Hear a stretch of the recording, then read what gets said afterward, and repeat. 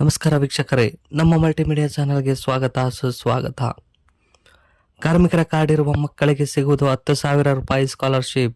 ಕಾರ್ಮಿಕರ ಮಕ್ಕಳಿಗೂ ಶೈಕ್ಷಣಿಕ ಅರ್ಹತಾ ಸ್ಥಾನಮಾನ ನೀಡಬೇಕು ಎಂಬ ನೆಲೆಯಲ್ಲಿ ಸರ್ಕಾರದ ಕಾರ್ಮಿಕ ಇಲಾಖೆ ಕಲ್ಯಾಣ ಮಂಡಳಿ ವತಿಯಿಂದ ಅರ್ಹ ಕಾರ್ಮಿಕರ ಮಕ್ಕಳಿಗೆ ವೇತನ ನೀಡಲು ಅರ್ಜಿಯನ್ನು ಆಹ್ವಾನಿಸಲಾಗಿದೆ.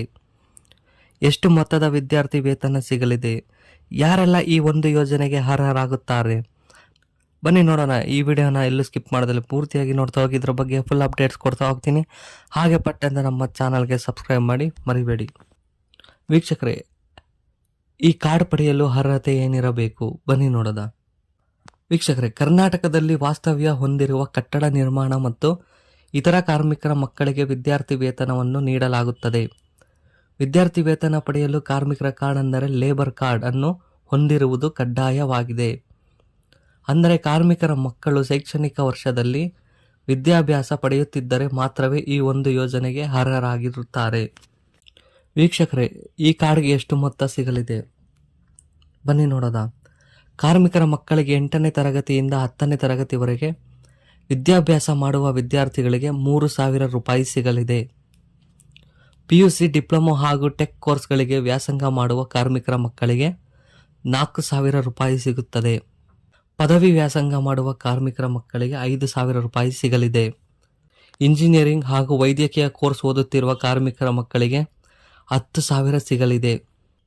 ಕಾರ್ಮಿಕರ ಮಕ್ಕಳಲ್ಲಿ ಯಾರಾದರೂ ಸ್ನಾತಕೋತ್ತರ ಪದವಿ ವ್ಯಾಸಂಗ ಮಾಡುತ್ತಿದ್ದರೆ ಅಂಥವರಿಗೆ 6,000 ಮೊತ್ತ ವಿದ್ಯಾರ್ಥಿ ವೇತನವಾಗಿ ನೀಡಲಾಗುವುದು.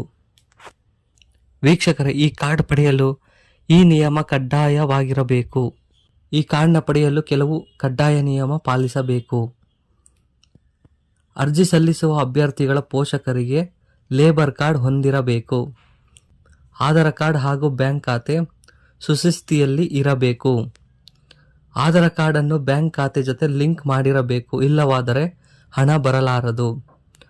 ವಿದ್ಯಾರ್ಥಿಗಳು ಉತ್ತೀರ್ಣರಾಗಿದ್ದರೆ ಮಾತ್ರವೇ ಈ ವಿದ್ಯಾರ್ಥಿ ವೇತನ ಸಿಗಲಿದೆ. ವೀಕ್ಷಕರೇ, ಹಾಗಾದರೆ ಈ ಕಾರ್ಡ್ ಪಡೆಯಲು ಎಲ್ಲಿ ಅರ್ಜಿ ಸಲ್ಲಿಸಬೇಕು? ಬನ್ನಿ ನೋಡೋಣ. ಕಾರ್ಮಿಕರು ಲೇಬರ್ ಕಾರ್ಡ್ ಅನ್ನು ಹೊಂದಿದ್ದು ಆಫ್ಲೈನ್ ಹಾಗೂ ಆನ್ಲೈನ್ ಮೂಲಕ ಈ ಒಂದು ವಿದ್ಯಾರ್ಥಿ ವೇತನಕ್ಕೆ ಅರ್ಜಿ ಸಲ್ಲಿಸಬಹುದು.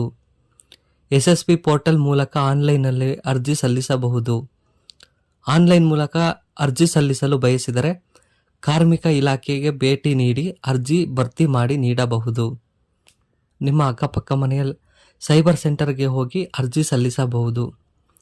ವೀಕ್ಷಕರೇ, ಈ ವಿಡಿಯೋ ನಿಮಗೆ ತುಂಬ ಇಷ್ಟವಾಗಿದೆ ಅಂತ ಅಂದ್ಕೊಂಡಿದ್ದೀನಿ. ಇಷ್ಟ ಆದರೆ ನಮ್ಮ ಚಾನಲ್ಗೆ ಲೈಕ್, ಶೇರ್ ಮಾಡಿ ಅಂತ ಹೇಳ್ತಾ, ಇನ್ನೂ ಹೆಚ್ಚು ಅಪ್ಡೇಟ್ಸ್ಗಳಿಗಾಗಿ ಸಬ್ಸ್ಕ್ರೈಬ್ ಮಾಡ್ಕೊಳ್ರಿ, ಮರಿಬೇಡಿ. ಜೈ ಹಿಂದ್, ಜೈ ಕರ್ನಾಟಕ, ಧನ್ಯವಾದಗಳು ಅಂತ ಹೇಳ್ತಾ ಈ ವಿಡಿಯೋನ ಮುಗಿಸ್ತಾ ಇದ್ದೀನಿ.